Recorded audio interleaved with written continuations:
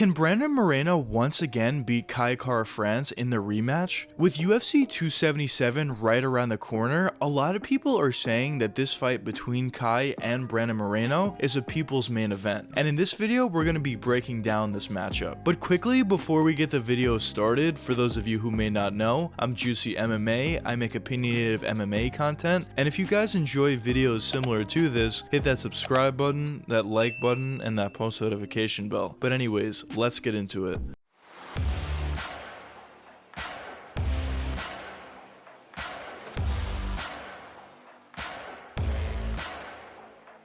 Both Brandon Moreno and Kai Kara-France are very high level contenders. They're both very similar in certain ways, but at the same time very different in certain other ways. But let's first start off with Brandon Moreno. So Brandon has already tasted that championship victory, as he was just recently a UFC champ, and he went up against Deiveson Figueiredo 3 different times, where the first matchup was extremely close and it turned out to be a majority draw. In their second matchup, Moreno actually won the belt by a submission, and in their third matchup, it was also an extremely close fight, but unfortunately for Brandon Moreno, he ended up losing that on the scorecards. Now, a lot of people, including myself, think you can definitely make the argument that Moreno did win that third fight, and after that third matchup, the UFC wanted to put on a fourth fight between those two guys directly after that, and that's something that typically never happens. But really what that tells you is even Dana White and the UFC thought that was an extremely close fight, and they wanted to see these guys match up once again. But unfortunately, Deiveson Figueiredo didn't want to fight right away due to some contract issues, and that's how we got to this point where it's Brandon Moreno versus Kai Kara-France for the interim. But now, let's take a closer look at Brandon Moreno's game point by point to really see what he does well out there. So starting with Moreno's stand-up, he's definitely a phenomenal stand-up fighter, as he does have a phenomenal jab that he throws out there extremely quick and throws out there with a good amount of power, and really he just utilizes that jab very effectively to throw his opponent off their game. But even besides that jab, he has a nice uppercut, a nice hook, a nice cross. He has a nice ability to throw kicks to the legs, throw kicks to the body, even throw kicks to the head if he wants to. He can switch stances whenever he wants. He can throw nice knees in close, nice elbows, and overall in terms of his stand-up ability, I would definitely say he's a very